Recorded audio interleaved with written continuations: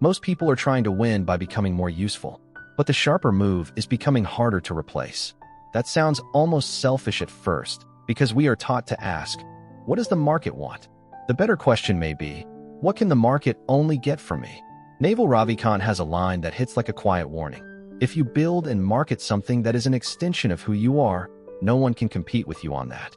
Not because you are magically better than everyone else. Not because passion guarantees success, but because the combination is too specific to copy. A competitor can copy your landing page. They can copy your price. They can copy your feature list. They can even copy your content format.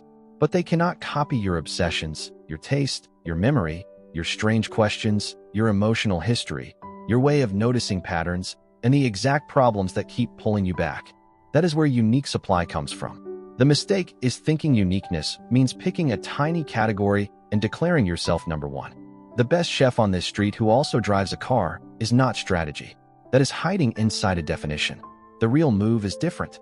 You keep redefining what you do until it sits on top of your actual nature and still creates value other people will pay for.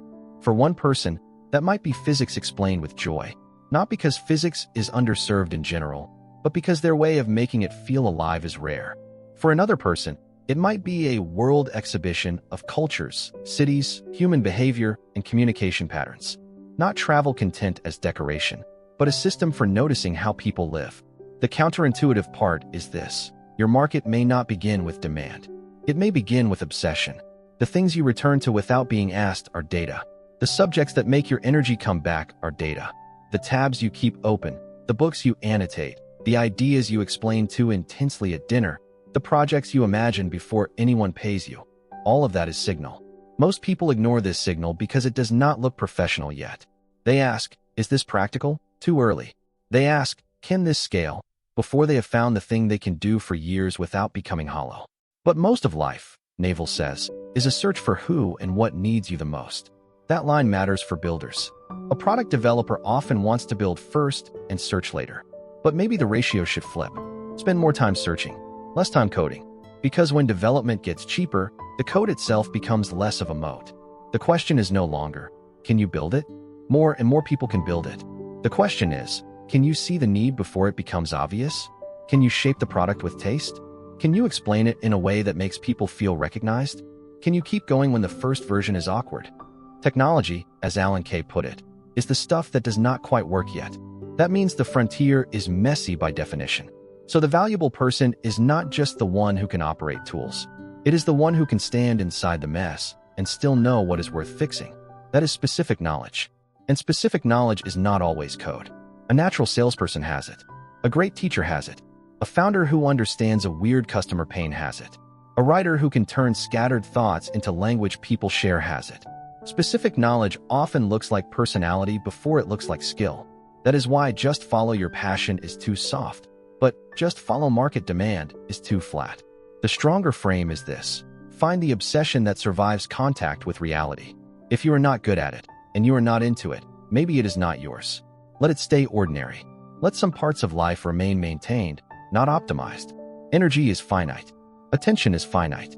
A life gets sharper when not everything is turned into a project. But when something keeps calling you back, pay attention. The goal is not to chase every interest. Some people really do have several. Physics, human behavior, communication, cities, culture, product building. The question is not, which one is allowed?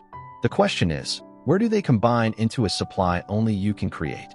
Because the future does not reward generic effort for long. It rewards useful originality. And useful originality usually comes from a long investment in the 1% of your discipline that will not be wasted. The part you can keep learning for the rest of your life. The part with meaning. The part that compounds because it is not borrowed. That is the real trend judgment here. As tools make production easier, authenticity becomes more valuable, not less. Not the performative kind of authenticity where people overshare online. The operational kind. The kind where your product, your voice, your judgment, your taste, and your curiosity all point in the same direction. When that happens, competition changes. You are no longer fighting everyone in a category. You are creating a category around a real edge. So do not ask only what is trending. Ask what you can stay with after the trend is gone. The market can copy your output, but it cannot copy the source. What is the one obsession you could turn into something the world actually needs?